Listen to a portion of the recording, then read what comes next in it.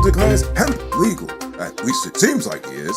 Cutlass-wielding minibus driver gets 1 year in jail. And one good Samaritan is now getting a huge tax bill for his good efforts. I am the Rico Bulford, and this is Uncut News. Nondalol has just announced that hemp will be grown on the East Bank as early as June of this year.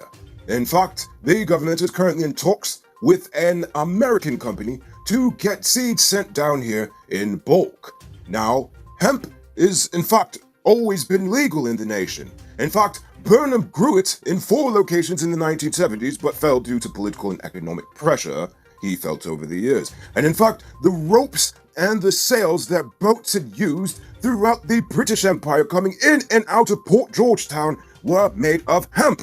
But at some point, I believe in the 1930s or 40s, we just decided to listen to Americans and ban hemp, saying that it's related to marijuana. Well, it is related to marijuana, but it won't get you high. Why did they spread the lie that it will get you high? Well, because they wanted all the oil and chemical companies to sell you their products instead of making your stuff out of hemp. So, good for us, we've got it back. The minibus driver who was caught on camera chasing a police officer with a cutlass was today sentenced to 12 months in prison.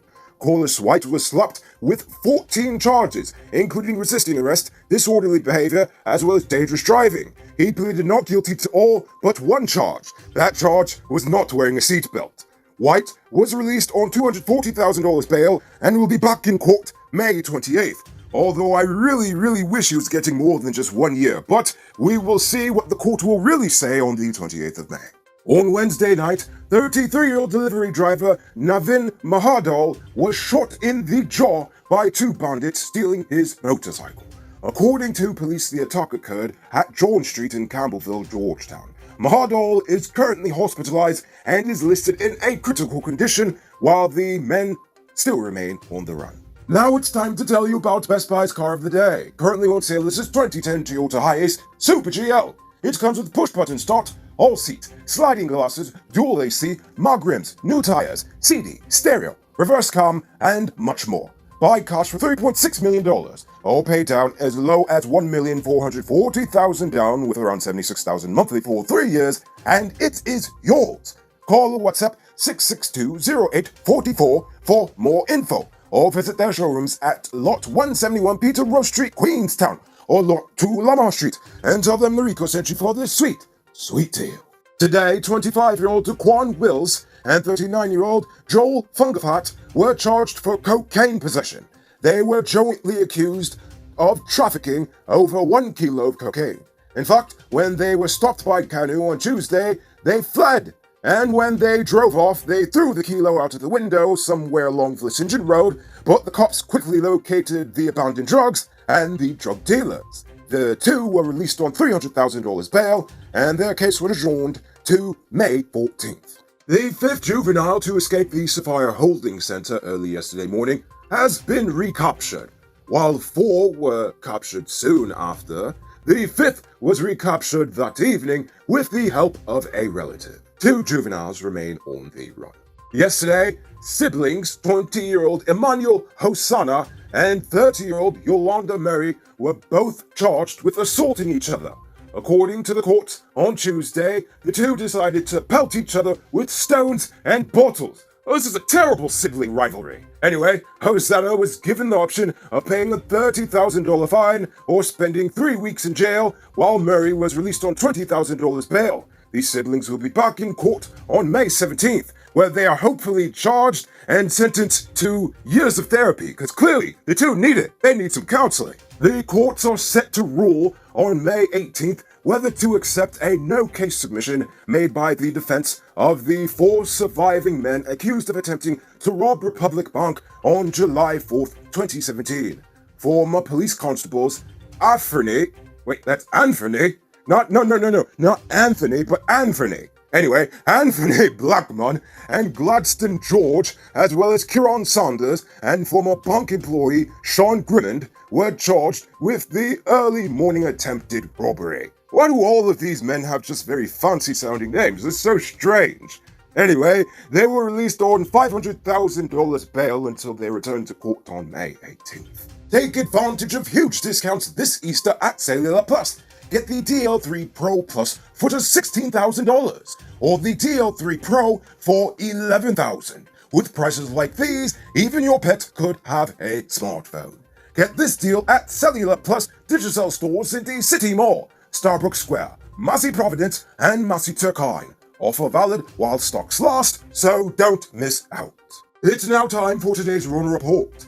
Today, the nation recorded 214 new cases with 277 deaths, 16 persons in the ICU, and 1,466 persons in home isolation.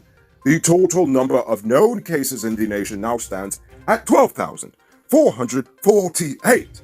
So please, people, wash your hands frequently. Avoid touching your nose and mouth and mask up before you leave the house. When you do leave home, try to avoid enclosed spaces and large crowds. And remember to give 6 meters space between you and others. Now, let's take a look at news in the region.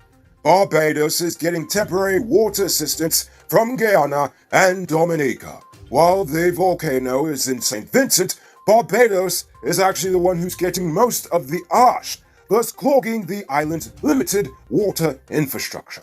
While we're giving them cases of drinking water, Dominica will be providing Barbados with 2 million to 2.5 million gallons of water per week for washing and other uses. Attention truck drivers!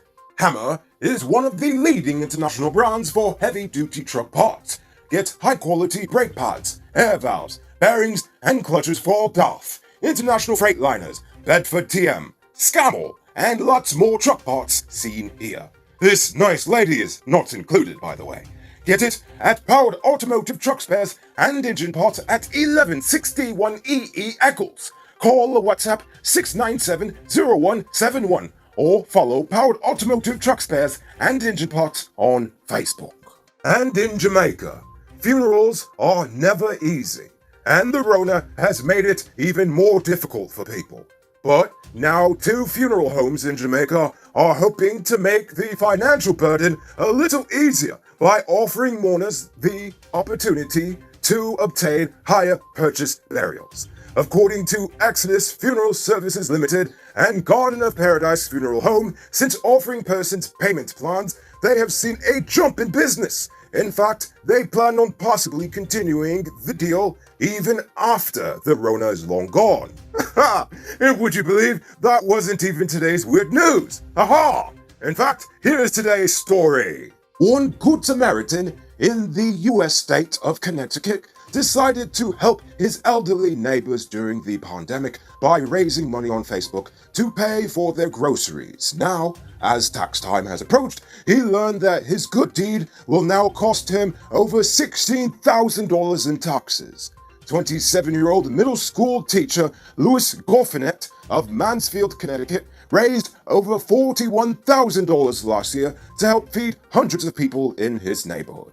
In total, he tracked 140 grocery trips to feed over 200 families. He even paid for them to have nice Thanksgiving dinners. But since the total money raised exceeded $20,000, Facebook said, yeah, all of this is nice and all, but you've got to give Uncle Sam his piece. His tax bill is due on May 17th, but fortunately for him, his neighbors have decided to put together a fundraiser for him to pay for his bill. Oh, how the tables have turned. Ha-ha! Who said luxury can't be affordable? Move into your own home in 2021.